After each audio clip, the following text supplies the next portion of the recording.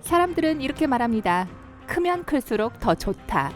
누구인지는 모르겠지만 문명의 여명 이래로 사람들은 큰 꿈을 꾼 것 같아요. 건물 역시 크게 지었고요.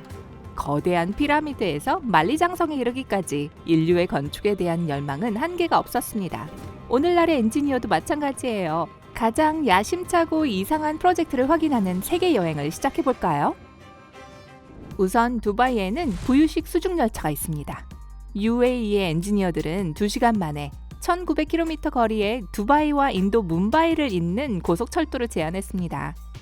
이는 미국 대륙의 거의 절반인 뉴욕에서 캔자스시티까지의 거리이며 비행시간은 2시간 30분입니다.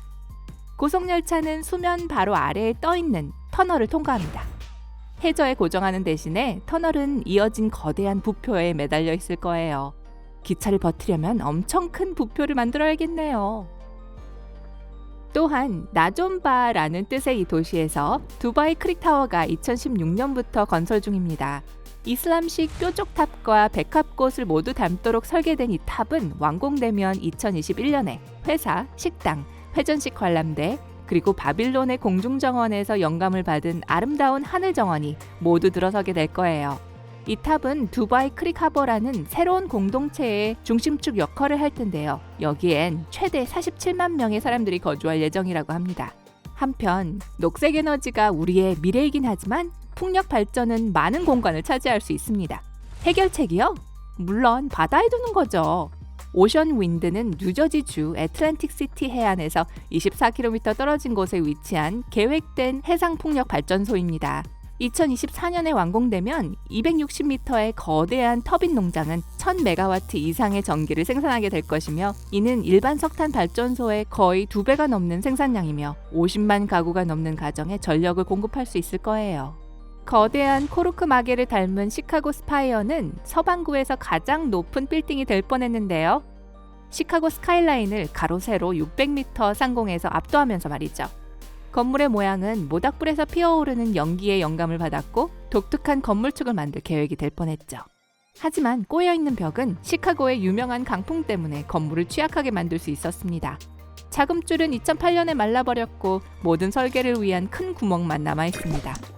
현재 830m 높이로 세계에서 가장 높은 건물인 부르즈 칼리파를 만든 건축가는 이번에는 제다 타워를 설계했습니다. 하지만 그 높이를 2배로 늘릴 계획이었죠. 하지만 바람과 무게 같은 현실적인 우려 때문에 미래형 첨탑의 높이는 축소됐습니다. 2020년에 완공될 예정인데 일단 완공이 되면 부르즈 칼리파를 제치고 1000m라는 엄청난 자리를 차지하게 됩니다. 훨씬 더 먼 곳에 도달하려는 건물은 스카이마일 타워입니다. 이름만 들어도 아시겠죠? 더 이상 할 말이 없네요. 좀 더 설명드리자면 부르즈 칼리파의 2배 높이인 스카이마일은 도쿄만의 인공섬에 세워질 거예요. 이 섬은 해수면이 상승하는 것을 막아주는 해벽 역할을 해줄 것입니다. 또한 낮은 층에는 담수화 공장을 만들어 깨끗한 물을 제공할 거라고 해요. 이 건물은 쿠프 피라미드 이후 가장 야심찬 건설 계획 중 하나입니다. UAE가 기획한 다이내믹 타워를 보시죠. 각 층은 거대한 팽이같이 생겼고 독립적으로 회전할 수 있습니다. 이 건물은 또한 태양 전지판과 풍력 터빈의 조합 덕분에 자체 전력을 생산하게 될 것입니다. 지브롤터 해협은 정말 좁아서 스페인과 모로코는 사실상 닿아 있다고 할 수 있습니다. 안녕하세요. 많은 엔지니어들이 건너편으로 거대한 다리를 건설할 꿈을 꾼 건 어떻게 보면 당연한데요. 이 다리는 지난 몇 년간 많은 디자인을 선보였습니다. 금문교와 브루클린 브릿지를 닮았고 최고로 눈길을 끄는 디자인이었죠. 우뚝 솟은 이 다리는 해안에서 14km의 길이에 걸쳐 있습니다. 각각의 지지대 사이의 공간은 금문교보다 2배가 더 길 거예요. 프리덤호는 8만 명의 인구를 수용할 수 있는 수십 년 된 개념의 부유식 도시입니다. 1370m 길이의 이 배는 세계에서 가장 큰 유람선인 심포니호의 거의 4배 길이입니다.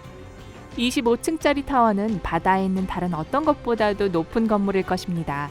이 움직이는 도시는 병원, 학교, 그리고 상업용 항공기를 위한 활주로를 갖추고 있어서 거의 자급자족 사회라고 할 수 있을 거예요. 이런 배에서 살 수 있을 것 같나요? 바다에서 구름에 이르기까지 스카이시티 1000은 하늘 높은 일본의 주택 가격에 대한 해결책을 내놓았습니다.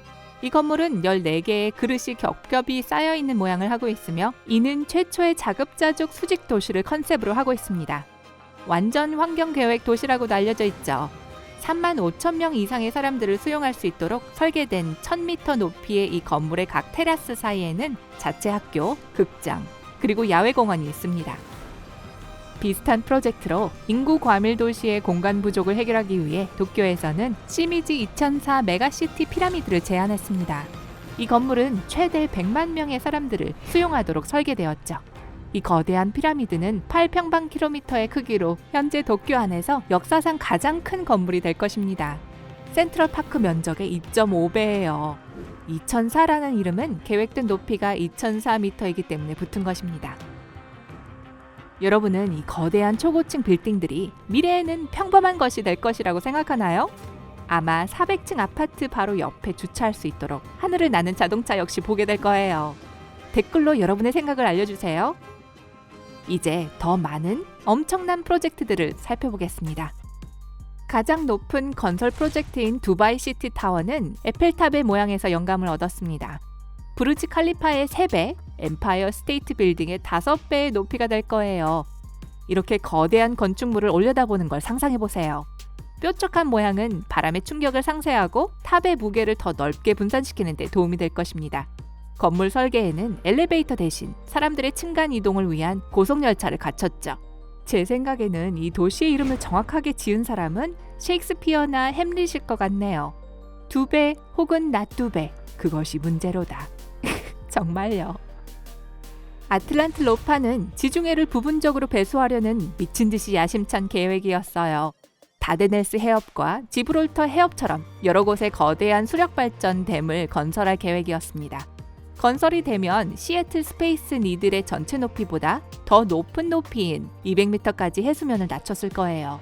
또한 이 건설 계획에서는 사하라 사막에 관계를 하기 위해 나일강과 콩고강의 방향을 바꿨어야 했는데요. 분명한 이유 때문에 이 아이디어는 오래가지 않았습니다. 이번 것은 믿을 수 없을 정도로 놀라운 프로젝트입니다. 건물인데 소행성에 걸려있는 건물이에요. 자세히 말하자면 이 건물은 소행성의 케이블에 매달려서 지구의 궤도로 먼저 견인이 되어야 합니다. 꼭대기층에서 낙하산을 타고 지구로 내려갈 수도 있어요. 오해하지 마세요. 공상과학 소설 속 이야기로 A+를 받았어요. 하지만 곧 매달린 초고층 빌딩을 만나기에 시간이 오래 걸리지는 않을 것 같네요. 절대 그럴 일이 없으리란 법은 없으니까요. 자, 오늘 새로운 뭔가를 배우셨나요? 그렇다면 영상에 좋아요를 누르고 친구에게 공유해주세요. 여기 다른 영상들을 준비했어요. 왼쪽, 오른쪽 중 하나를 선택해 클릭을 하신 후 삶의 밝은 면과 함께 하세요.